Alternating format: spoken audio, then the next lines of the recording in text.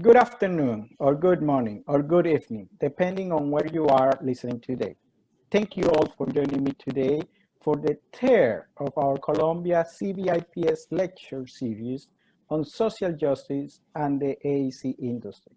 I am Fenioski Peñamora, Executive Director of Colombia's Center for Buildings, Infrastructure, and Public Space, and Edwin Howard Armstrong Professor of Civil Engineering and Engineering Mechanics at Colombia's Full Foundation School of Engineering and Applied Sciences. As the events of the last months have demonstrated, we are living during exceedingly challenging times, characterized by divide, distrust, and distancing. However far apart we have been, however far apart we currently are, we need to learn to come together, to be together, to act together for social, economic, and environmental justice. I hope that the events of these days bring better understanding of the injustices that exist and become a catalyst to bring about real change for all.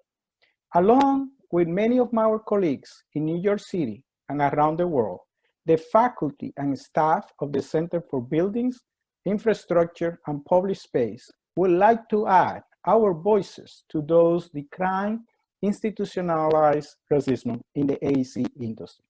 Today, our industry has challenging work ahead to achieve true racial and gender inclusion.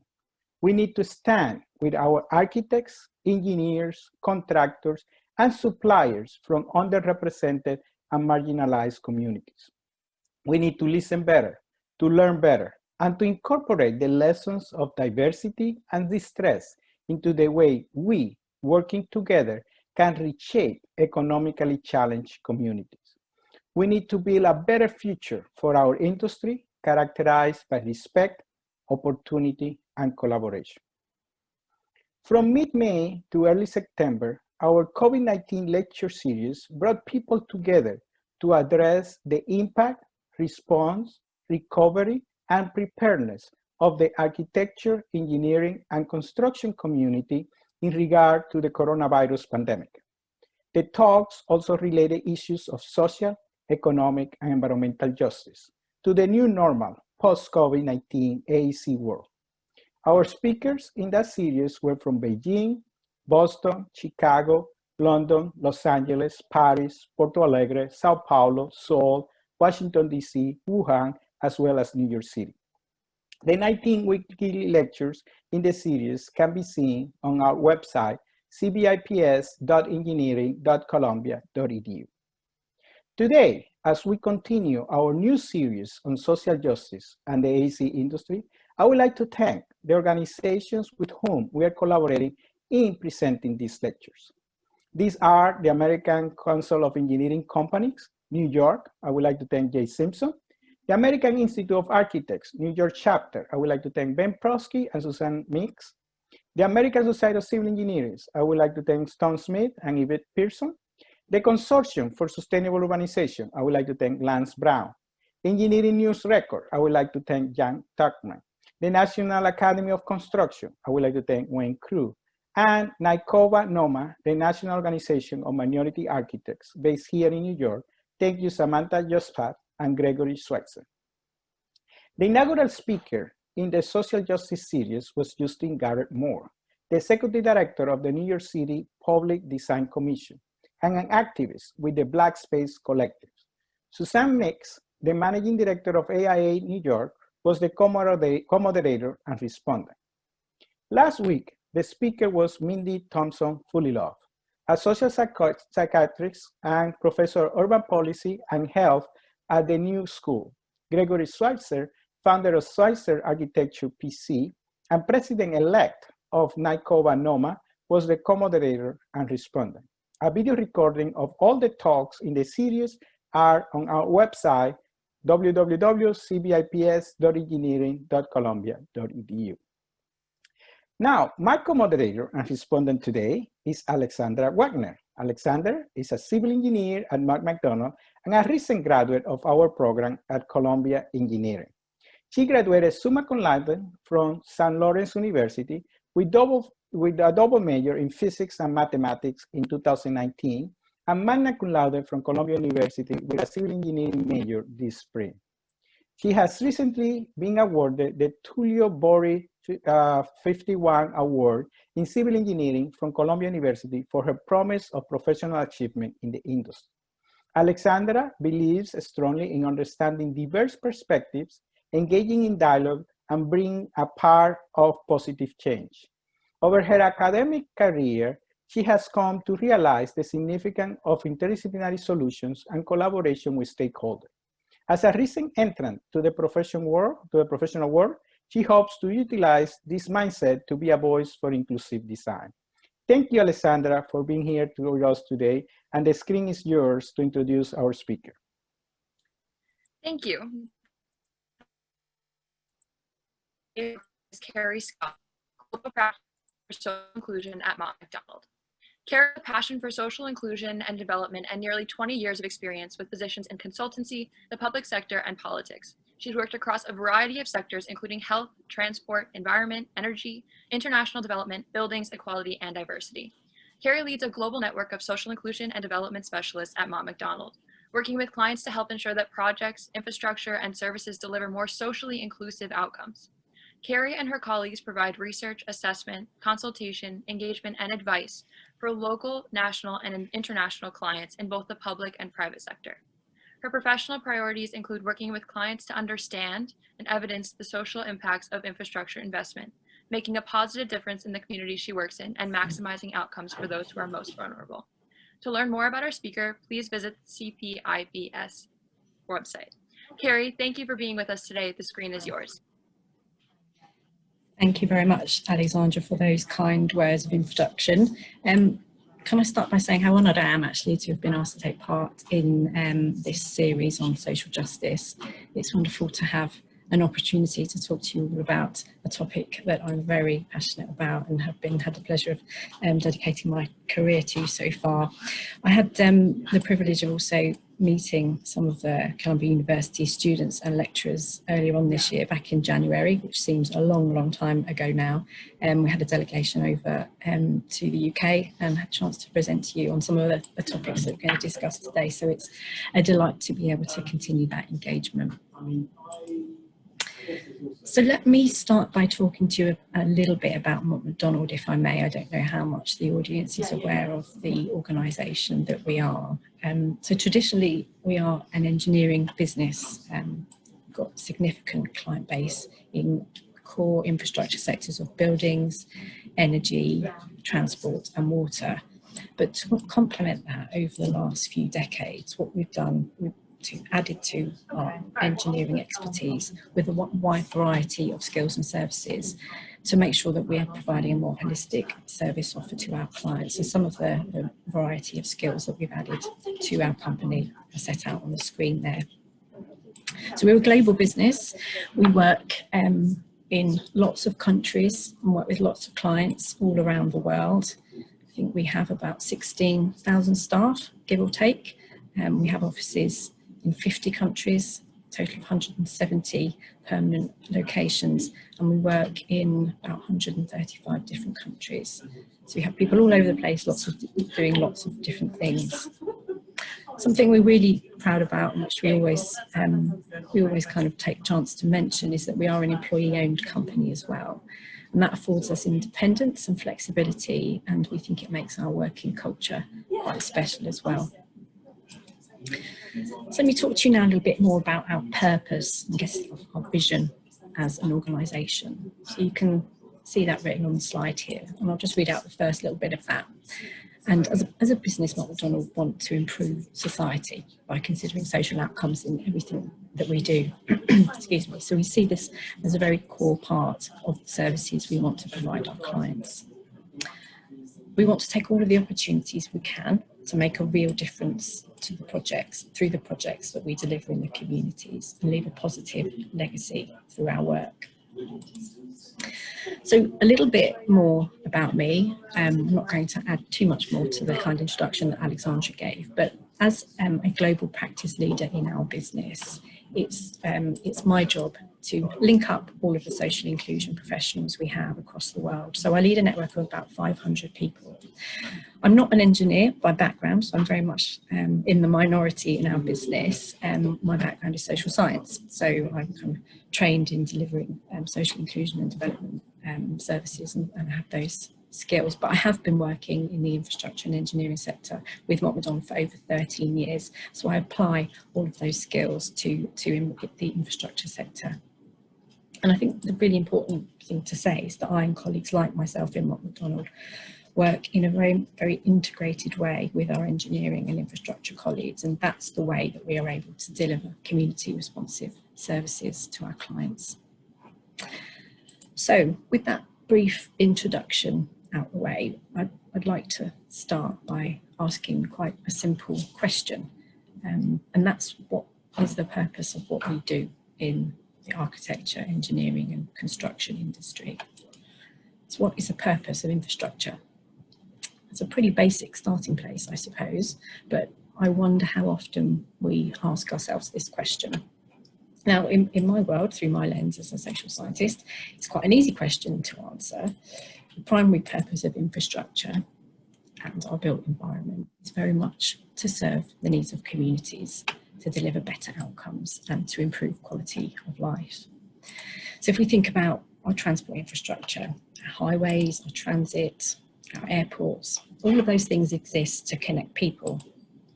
If we think of energy systems or water infrastructure, they all exist, these systems and structures, to provide people with essential services so that they can live their lives safely. And if we think about buildings, they provide us shelter, services, opportunity. The public spaces we design, they offer us environment for activity and of course for recreation as well. So it's very much about people. Now, in the last 200 years or so, those of us living in developed economies have been busy building infrastructure industriously. And what has emerged is a highly complex system of systems, if you like. So multiple assets which are connected to each other and dependent on one another. A multifaceted machine which kind of underpins our communities and provides the essential services that we depend on. And this concept was something that was subject of a paper that Mott MacDonald delivered earlier this year with some partners at Cambridge University in the Centre for Digital Built Britain. But even though this infrastructure system of systems exists to serve society, I'd like to ask how good we are at putting communities at the very heart of the way in which we design and deliver. Do we, in our daily activities, the way in which we deliver our services, do we really prioritise people? And also, do we evaluate the success of our projects by the extent to which they meet the needs of those using them and the needs of those who live around them, so in close proximity? I think if we're honest as an industry, the way in which that complex machine has been developed and delivered, most often what we do is we focus on answering these two questions. We focus on the what and the how. So what do we need to design, what do we need to build, and how are we going to do it? And we're very used to addressing those questions in engineering and infrastructure. We do it in every commission we undertake, and of course they are absolutely essential questions to ask and deliver an answer and to deliver excellence. But perhaps what the questions we ask far less frequently are these questions, the more social but as essential questions. So why is a project being commissioned in the first place, and whose needs does that project need to serve?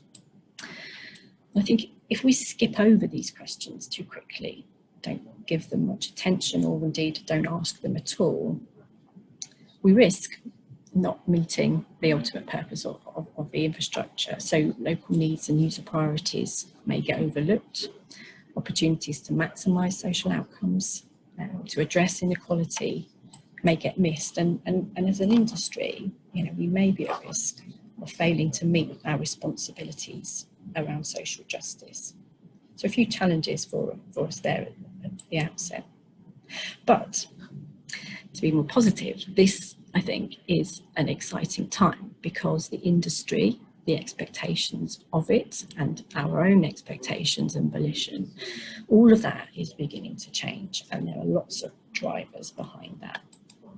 Let's take a moment to consider some of those. So in many countries, what we're seeing now, and there's definitely been kind of a real push in the UK towards this agenda in the last 3 to 5 years, what's happening is that national legislation is starting us to require the consideration of social justice and social value in public funded projects. And then internationally, you know, the United Nations Sustainable Development Goals very squarely put social on the global policy agenda. Then let's think about societal change. So what's going on around us? We have intensifying diversity in the majority of nations around the world. We have, with that, unfortunately, aggravating inequalities. And we have an ageing population. And then, of course, never out of the news is climate change, arguably the biggest threat that we're facing, livelihoods around the world being threatened by some of the changes that we're experiencing. And what we do know is that the people who will experience the worst of those effects are those who are poorest and most vulnerable, and who have fewest resources to manage those changes. And then finally is technological change. So what that has done is provided people with access to far more information, and also a much wider platform to share their voice. So social, I think, is very much here to stay. So what can we do then to make a social step change in the industry and ensure that the infrastructure that we're involved in delivering as participants, as members of that industry, is delivering on its true purpose and maximising opportunities available to it to deliver better outcomes and to deliver social justice? So I'd like to spend the next 10 minutes or so sharing with you what I think some of the key success factors might be to create that social step change, and also to highlight some of the work at Mott MacDonald that we've been doing in this space, working with our clients to meet some of these new demands. So let's start with clarity of purpose and objectives. So I think we need to be very clear on what difference we are looking to make. What does success look like in terms of social justice, in terms of leaving a social legacy? What I've found when I've presented to various audiences on this topic and various different fora is that if we are not careful, terms like social justice, social inclusion, social outcomes, they come across as quite esoteric, quite difficult to pin down. People are not quite certain what we mean or what we're trying to achieve. And I don't think we can afford to be vague or to leave people with any question marks. We need to make those concepts as tangible as possible. Our industry, I think, is definitely one which is fond of detail, and that's something that we need to be aware of. So definitions about what we're trying to achieve are really important. So at Mott MacDonald, we've responded to that by providing some clear definitions and developing our social outcomes framework. Now, this was something that we undertook lots of research in order to develop something which we felt was comprehensive. We looked at international and national legislation in a lot of our core operating territories. We, of course, looked at academic literature, and really importantly, where the demand from our client was coming from. So what was keeping our clients awake at night? What were the societal challenges that they are having to deal with on a daily basis? And in creating this, what we wanted to do was be really clear with our colleagues and our clients about the social outcomes that we are aspiring to deliver through our project. So there is complete transparency and no confusion about the objectives that we have as a business. Now, what we know is that all of our projects are not going to deliver all 15 of those outcomes, and that's not what this is about. But it's providing us with a challenge, it's providing us with an aspiration. And what we do know is that most of the projects that we certainly deliver in a business, and I think that we deliver as an industry, have the opportunity to achieve many of these outcomes, particularly if we think consciously about them at the start. So that framework that I shared briefly there is not just a colourful slide with a few pillars on, but we've designed it to make sure that we can deliver on our pledge as a business, and to make sure that we are considering social outcomes in everything that we do, and to enable our colleagues and our clients to make that a reality too. So it has multiple purposes. First, it's about better principles. So fundamentally, a framework and those definitions challenge us to think much more holistically when we are delivering an infrastructure project. And they kind of provide us with that clear reminder, if you like, that we have to focus on outcomes and communities, not just on the asset or the output.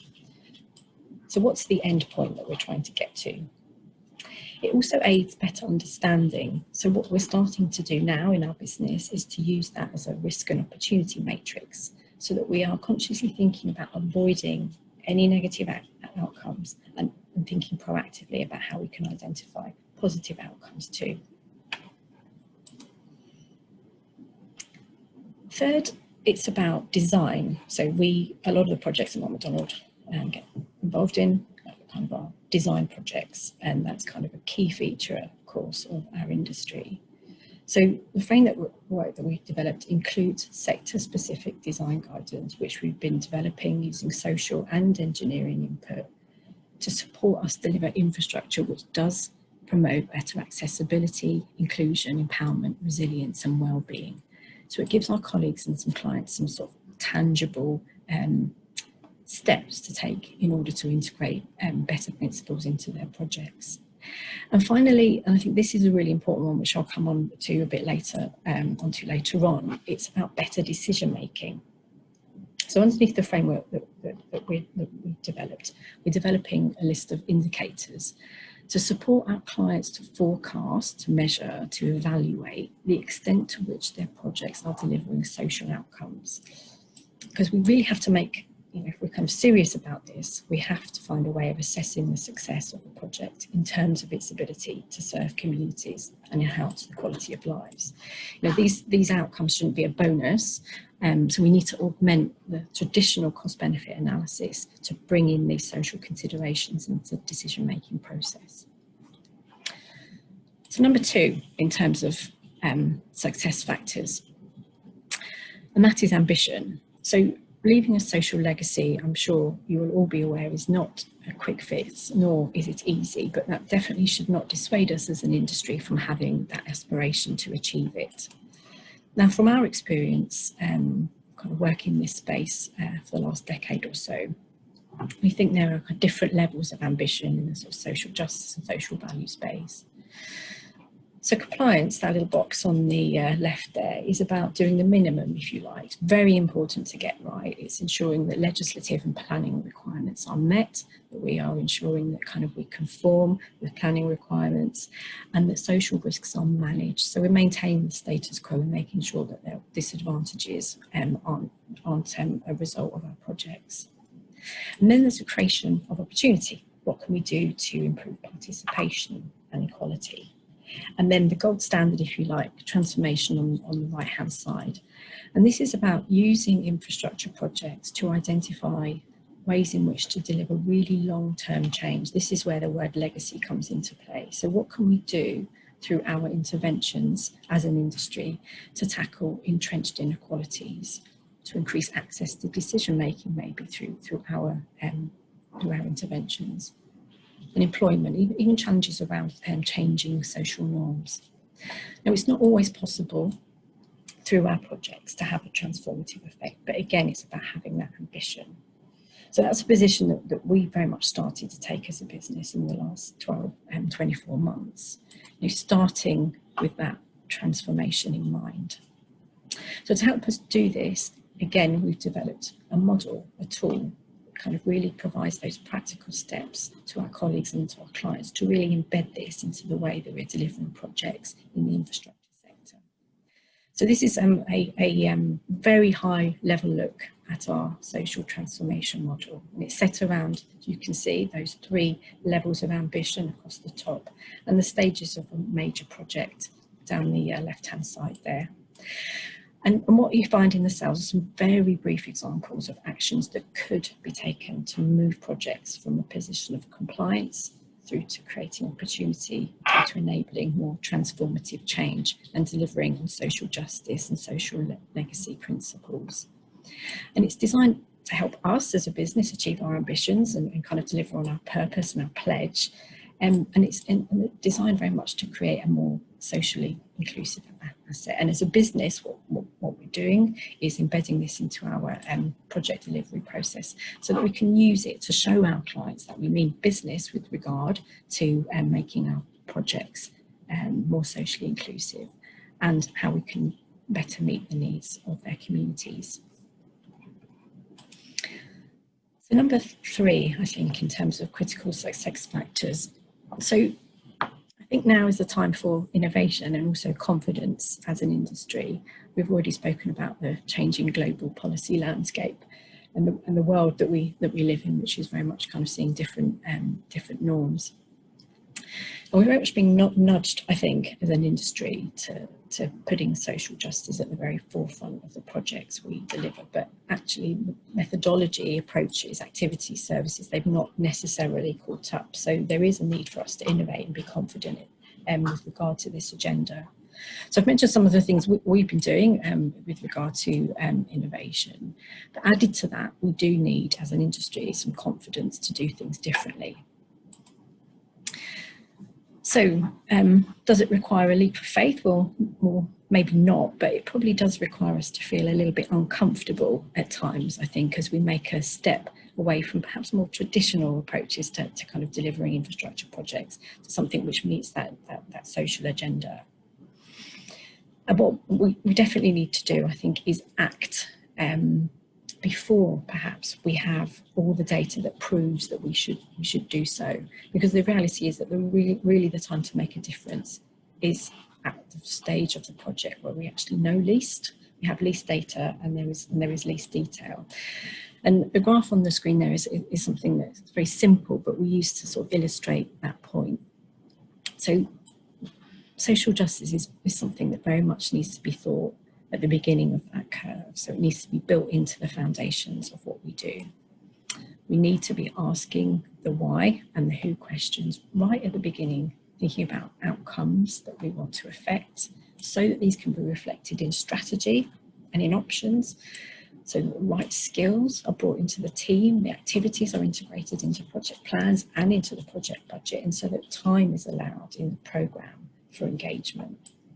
And all of this upfront thinking means that the project is set up well and that design and the purpose of that asset is far more geared towards delivering priorities of users and communities and addressing those underlying societal challenges and inequalities.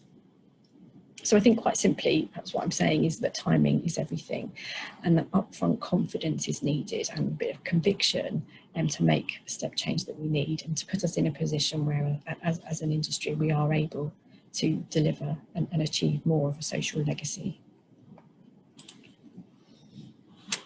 So that brings me to point number 4, which is very much related, and what we definitely do need, I think, at the moment in this space is leadership. So there's a lot of momentum behind the agenda, which is, this series of lectures is testament to, but we need some more concerted effort, and we need industry leaders to be champions for this change, and to do what they can to embed it into the way in which we will deliver our services. So as I was doing a little bit of prep for this session, I looked at some definitions of social justice and social inclusion, and the words on the left-hand side of the screen there, and some of the definitions that came up. So very similar words kind of being identified from lots of different sources: equality, fairness, inclusion, opportunity, rights. Now, all of these are relevant to us as architects, engineers, designers, construction managers. We all work on projects which directly impact, interact, affect people, customers, communities. And so all of us, can influence the attainment of these goals. But it takes some ingenuity and it does take some real leadership to make that happen. mentioned this earlier, and I said that I was going to come back to it, but one of the real issues that we have, I think, and a real challenge that we have as an industry is that lots of those words that I mentioned on the previous screen are not yet mandatory considerations in the way in which we deliver projects.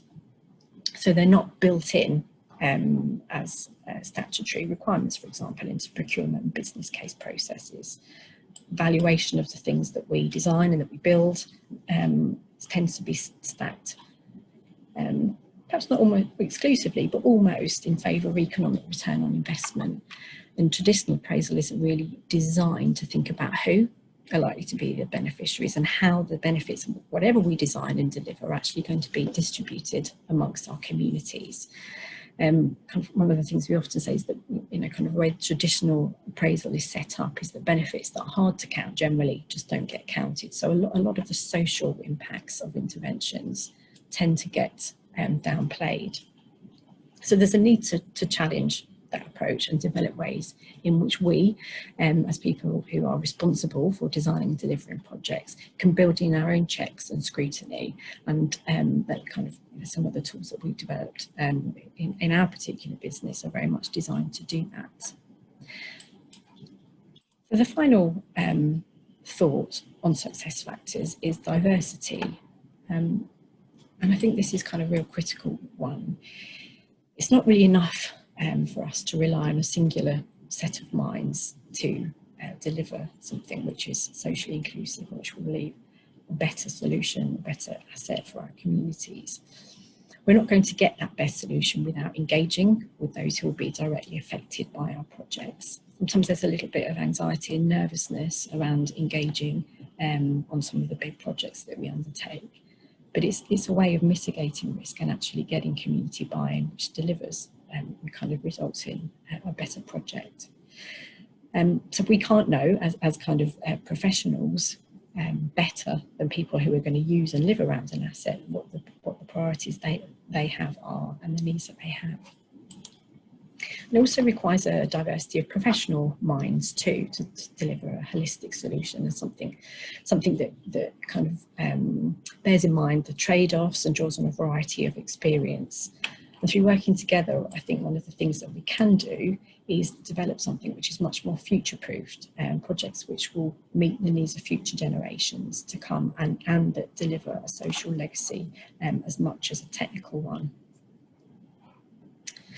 So to bring the presentation to close, let me summarise a few points that I've been through. So first of all, as an industry, we need to get used to asking the right questions in the right order. We have to maximise our chances of leaving a social legacy. We also need to prioritise outcomes that we want to achieve through projects, not focus on the asset or the output, or get driven by the quantitative metrics. Think about what we're actually trying to achieve. And we need to act early. You know, social outcomes are not considered until the project is in construction phase. There are going to be far fewer opportunities for us all to make a difference. And then these critical success factors that I mentioned earlier, we all have a responsibility to address those in our careers across the infrastructure industry. And there are lots of benefits to us as well, and this is probably something to conclude with. You know, if we think about, you know, moving away from very traditional approaches that perhaps underpinned the engineering and infrastructure industry for the last few decades, you know, we can, of course, ensure that we meet and exceed legislation and policy requirements, absolutely fundamental role that we have to play. We can enhance our own reputation as businesses, organisations, public sector authorities, and we can enhance clients' reputations for those who also are working on behalf of others too. And of course, we can deliver projects which are better because they serve the needs of more people, and more people are going to be able to use them, and get a sense of community buy-in, to give people who use our kind of projects, people who live around them, a sense of ownership, give a sense that their project will be delivering projects with them, not to them, and kind of a lot of this will help avoid costly delays or objections, which is good for a smooth passage of the work that we're involved in. And lastly, of course, is that taking a more outcomes people-focused approach, we can definitely enhance the environmental and social sustainability of what we're designing and delivering, and hopefully make that project much more relevant for kind of future communities. And with that, Alexandra, I will stop there to say thank you, and gladly invite any questions that anybody might have. Absolutely. Well, thank you very much, Kerry, for that conversation. That was a really great presentation. And I really appreciated what you had to say about delivering projects with the stakeholders rather than to them. And that's something that in preparing for this talk, I had a conversation with a peer who spoke about who should be having these conversations and how we need to be bringing in stakeholders, as they really are the ones who are affected the most by these projects that we are implementing. So one of my first questions that I have for you, a lot of the people on this call and who we're trying to talk to today are young professionals who are interested in making an impact in this industry and in leaving a legacy, as you spoke about. So I wonder if someone is looking to delineate a set of terms by which we can assess our own success in that, but I also wonder if you have any suggestions for the young professional in the civil engineering world that's not known for changing quickly, that's not known for adapting to new situations with excitement. So how do you suggest for the young professional who's coming in as an idealist to hold on to that and to bring it to their employers and their bosses and to say, let's bring this up, let's talk about it? I think our industry has a responsibility to embrace that passion. You know, we need fresh blood, we need new thinking, we need people to be excited and have lots of ideas. And I think that it's incumbent on the slightly older people in the industry, like myself, to create a culture within our organisations to encourage people to kind of share those views. There are different ways in which you can do that. You can set up particular fora, I think, to make sure that we're tapping into the minds of kind of graduates and people who are kind of fresh into the industry. There's kind of making sure that there are direct opportunities within projects to give everybody a voice in that project, in terms of defining the scope, thinking about options, thinking about ways in which we can engage with stakeholders. I think that's important. Everybody has a contribution to kind of the success of the project, the way in which a successful project can operate.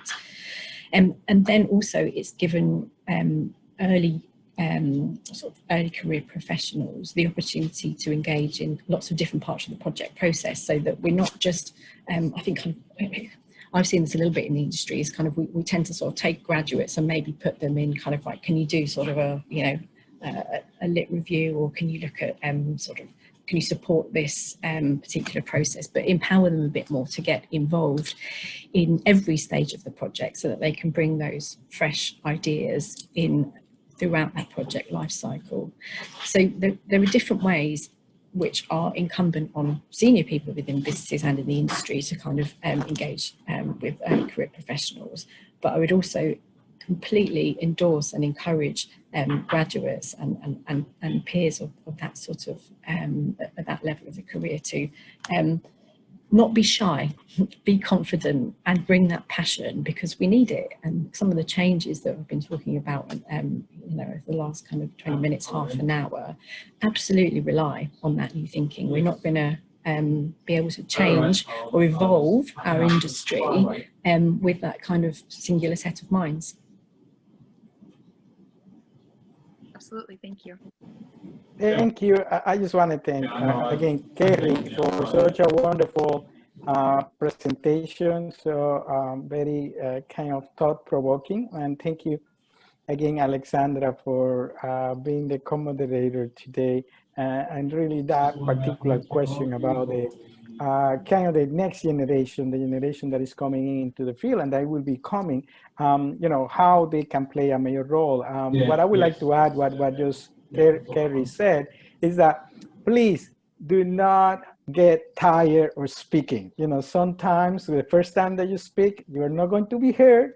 The second time, maybe you're not going to be heard, but if you keep like that drop of water hitting that rock, you will see things will change. So never get discouraged.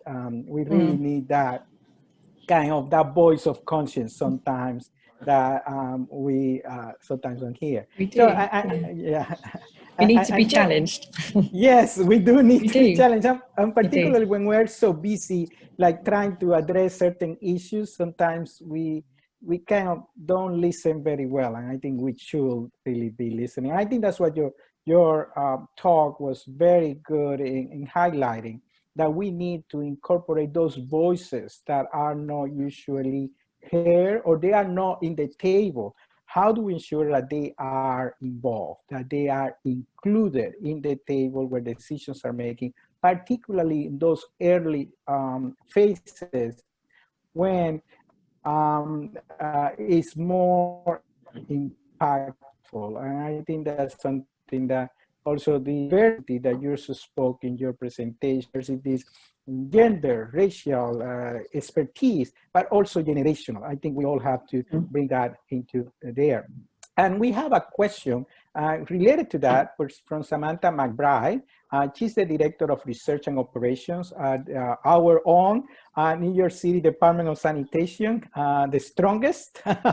You know, in New York, we have departments, the bravest, the strongest, the finest. So sanitation is the strongest. And her question is that she, like you, is also a social scientist who has been embedded within an infrastructure agency, working closely with engineers, and find that those professionals in these fields of engineering have never heard, some of them, the discipline of social science and technology studies, technology and society, which, as you know, have departments, journals, etc.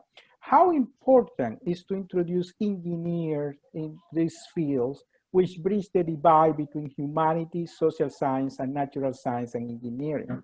What would you recommend on introducing those field studies and bringing in methods and concepts from social sciences, anthropology, sociology, gender race studies, and how you translate those concepts that can be easily incorporated into engineering-based decision-making and planning? It's a lot of questions, but it's just like, how do you, as a social scientist that are embedded in an engineering heavy well, I would not call it traditional, but very engineering type organization, how you have been able to ensure that your colleagues takes in consideration these aspects, and what recommendations you will have? Okay, so lots of issues there. So I'll try and address as many as I can. So I think the very beginning of that question was around the importance of it, a question around how important is it. And I hope kind of I got my view across on this when I was presenting, but we can only add value as kind of social scientists, environmentalists, people who are involved in health, well-being, digital, you know, all of these kind of additional services and these skills are going to make projects better. They're not going to detract from their technical excellence as engineering projects. They're going to make them more responsive to our natural environment, more responsive to the people who need to use them and who live around them. To me, as a social scientist, that seems a very obvious thing to say, but I know that is not necessarily something which is an intuitive or an automatic thing for people to think. I think what we need to do is just keep saying it, you know, in kind of, you know, soft, perhaps not too aggressive or assertive terms, and also to explain why. Not just to say it is important, you should be drawing on our skills, but to explain what the benefits are of getting that more holistic skill set involved in delivering great infrastructure projects. The benefits to commissioning authorities, the benefits to communities, the benefits financially are going to be saving some money by getting it right first time and avoiding delays and protecting our clients from reputational risk. There are lots of levers that we can use to demonstrate that actually integrating a wider, dare I say, softer set of skills can hugely add value to the engineering solutions what we come up with. This is not about replacing something that's perfect technically with something which is perfect socially. You know, the two things are very much kind of, you know, we're aiming for the same outcome.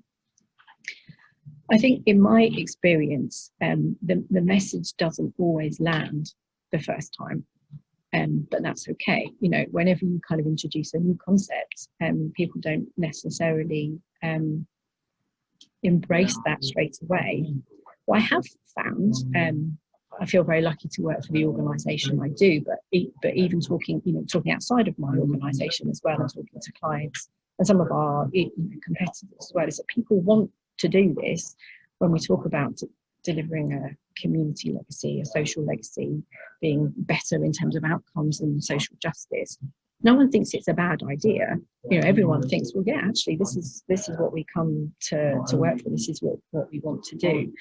But we have to also make them kind of, I suppose, aware that does take some concerted effort, and that does involve bringing in a slightly different set of skills, and that it's their responsibility too to kind of, you know, make the skill set within their projects wider. So I think it's about messaging. I think it's about, or kind of patience and consistency in messaging. I think it's about demonstrating that business case. Keep saying things, and language is really important as well. Different sectors have different vocabularies, you know, and reading your audience and using words that mean something to them so that it feels relevant to them, I found to be really important. And, you know, I don't get it right all the time, and none of us do, but it's thinking about it in one sector. They might be talking about, you know, accessibility, engagement, outcomes. In another, they might be talking about justice, value, inclusion. They might use different words that kind of mean sort of the same thing. And we actually have to play a translation service, if you like, to kind of make it meaningful to that particular sector. So it's multifaceted, I think. I think it's an absolute no-brainer that we have to continue that crusade. I think we're definitely pushing at an open door. I think the industry is ready to kind of embrace kind of a wider set of skills, and I think the world is pushing the industry to kind of embrace that wider set of skills. But we have to tread carefully and pragmatically, and we have to be consistent and patient. Thank you. So Kerry, I have a question that's looking at how we move, you know, longer term, more towards a more to having more social justice in the AEC industry, and involving elevating the voices of those who were not at the table historically. So Megara is asking, would a key to bringing those voices to the forefront be targeted STEM outreach programs to Black and Brown communities to shift the next generation of engineers and architects to be a more racially diverse group? And so he's wondering if Mott MacDonald has any initiatives where we're trying to invest in those new communities. Yeah, so I think, can you hear me still? Okay, yes, well, I think you're right. You know, as an industry, we do need to take a responsibility for improving the diversity of voices that we have, and to be more representative and reflective of the communities in which we work. In our own business, we have a kind of a committee or initiative called Advance. And Advance essentially is our group-wide equality and diversity network. And that is internally and externally facing. So what it does internally is it ensures that we have, as much as possible, a level playing field for the progression of individuals across our business, regardless of their particular socio-demographic characteristics. So we ensure that everybody is getting opportunities to apply for new roles, to participate in different activities, and to progress within our organisation. And that kind of relates a little bit to your point earlier, Alexandra. It's around how we can get kind of different people involved in different things to make sure that we're sort of nurturing the talent that we've got in the business, regardless of kind of, you know, what type of background people have. But also particularly thinking about those groups that are underrepresented, particularly in our leadership. So what can we do to ensure that those kind of those opportunities are kind of equalised as much as possible. So we've done a lot of that work internally, and we've set up kind of advanced networks that particularly work with kind of groups of individuals across our business to make sure that we really understand the priorities and needs of those groups and can take action to address them. But of course we have a responsibility to look out as well. So what can we do as an organisation to attract a more diverse range of people into our business? We do a lot of outreach into communities in which we are based, and in a lot of places that we work, we target that outreach and activity to either areas where there is socioeconomic deprivation, or where ethnicity is, or there are kind of large high proportions of people from minority ethnic populations. I think as an industry, and you know, we can always do more. We can look at kind of the composition of kind of the communities that we've got and think about how reflected they are in our businesses, and if we're not comfortable with kind of how those two things match up, challenge ourselves more to think about how we can link more people from those backgrounds into our work. I think that role modelling is really important. That's, you know, I myself as a female in our industry, we are kind of more in the minority than males, and if I look at kind of, you know, how I've progressed in the industry, kind of having really sort of strong role models is really important. So publicising and communicating individuals which perhaps aren't the norm in our businesses, to show that you know, it is a career for everybody, is really important as well. Let's publicise the good things that are happening to attract more people into our business. There are lots of great initiatives across the industry, though, and we work with our competitors as well in most of our territories. But it's a really great question, and I think kind of, you know, the ability for us to leave a social legacy and to kind of deliver on those social justice principles, you know, a key factor, which I mentioned in my presentation, but a key factor of that is making sure that our teams themselves are as diverse as they can be. Thank you, Kerry. And we have now a question from Pilar Causel. She's asking, has McDonald developed any tools to measure the monetary value of delivering socially inclusive outcomes as a way to show its clients the financial benefits of this approach? This is the magic elixir of kind of the social outcomes world. So I mentioned in my presentation that basically the way in which kind of projects are evaluated in the infrastructure world is basically with a $sign or pound sign or euro sign, whatever it might be. And I think as social scientists, what we're kind of, you know, pushed to do, or there's a volition for us also to be able to put a pound, dollar, or kind of euro sign against kind of social impacts as well. Now, some social impacts can be monetized, but that is dependent often on the data that exists within different countries. So you need some, you know, proxy values for kind of various different impacts to enable you to be able to deliver a monetary impact. So it's doable. We are doing some of that in the UK. The other thing I think is important to kind of highlight, though, is that, you know, if we really want to get this right, you know, as kind of an individual business or an industry, kind of a lot of primary research would be required in order to develop those values that could be used across the industry. But you know, that is something that is doable and perhaps kind of a long-term aim. The other way in which we can demonstrate impact, though, socially, is by quantifying in a different way. So if we can't monetize everything, which I know is the nirvana of kind of the social impact world, if we can't monetize everything, what else can we quantify to show that we have made a difference, that we have kind of affected change? So we can look at the difference from the baseline. We can look at kind of, for example, what health outcomes were in a given place before investment and what they were afterwards.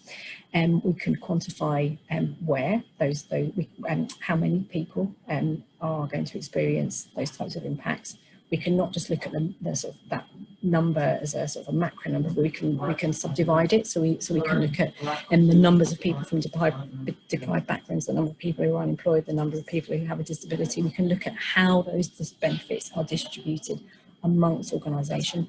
That data exists for us to be able to do that in most nations around the world, so that we know that we can do that.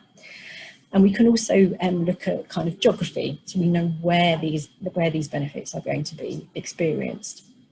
So we have to kind of, I think, have a patchwork of evaluation procedures to demonstrate social impact. We monetize what we can, definitely, because we need to kind of bring that might, the monetary might, to the business case process. We quantify the rest that we can, but we also need to tell the story of the impacts that are being experienced as well, because social benefits, some of them are qualitative in nature and are difficult to capture in the monetary or quantified way, but they are no less important. So it's kind of a little patchwork of kind of evaluation mechanisms, if you like. Perhaps we can catch up offline as to what Mott MacDonald is doing in the space in terms of actually looking at monetizing impacts, and we've got some tools that have started to do that in the UK at least, and we'll be kind of pushing those out into kind of other regions that we'll be working soon as well. Thank you. I just want to thank both of you, Kerry and Alexandra, for such a wonderful presentation, very stimulating, a lot of information, a lot of food for thought. Thank you, Alessandra, for bringing your perspective and being able to challenge us to really think that there are a lot of voices out there of individuals that really want to and are passionate about how to incorporate more of the social component in the way that we do in terms of our projects, our way of thinking, and how does that impact the communities that we work. So I really want to thank both of you for such a wonderful presentation. I also would like to thank again our collaborating organizations, ACEC New York, AIA New York, ASEE, CSU, ENR, NAC, and NICOA NOMA. I also would like to thank the past speakers and commentators from both of those series, some of whom are here today. Wayne Crew, the General Secretary of the National Academy of Construction, Daniel Sarelli, New York City Chief Climate Policy Officer and Director of One NYC, Eric McFarlane, Deputy Commissioner for Infrastructure and New York City Department of Design Construction, Eric Borsten, Associate Commissioner for Public Buildings at New York City DDC, Yves Michel, Project Executive and Chief Architect at MTA Construction and Development, Patrick Natal, Vice President at Mott MacDonald, Michel Soui, Chief Architect of the City of Paris, Samantha McBride. I'm sorry that I mentioned before the wrong affiliation. She's now working with DEP as a section chief for research and optimization at the Bureau of Wastewater Treatment at New York City DEP, the Department of Environmental Protection. So sorry, Samantha, that I mentioned your earlier affiliation with our great colleagues at sanitation. And also we like to thank especially to all of you out there in offices, agencies, and at home throughout New York City and around the world for taking the time to listen today and asking such insightful questions. Continuing education credits for architects have been requested. If you are seeking credits, please send your name by email at cbips@columbia.edu. I also would like to thank the team at Columbia Center for Buildings, Infrastructure, and Public Space, Michael Smith, Charles Chen, David Chitanawa, and Rick Bell, with whom this program will not be possible. They are the magician behind the curtain. They are the Wizard of Oz. Our speaker next week on Tuesday, October 13, will be Dr. Yvette Pearson, Associate Dean for Accreditation, Assessment, and Strategic Initiatives at the George R. Brown School of Engineering at Rice University, and the inaugural chair of Members of Society Advancing an Inclusive Culture, MOSAIC, the board-level advisory board at the American Society of Civil Engineers on Diversity, Equity, and Inclusion. The co-moderator and respondent will be Lisa M. Black, Director of Cultural Belonging and Social Ethos at the American Society of Civil Engineers. Stay tuned for additional upcoming talks by Kathleen Culhane and Denise Berger and Pascal Sablan. And I really would like to thank all of you for joining us today, and stay well. Thank you, Kerry. Have a good evening. Thank you, Alessandra. Have a wonderful afternoon. Thank you so much, all of you, for joining us today. Thank you. Thank you.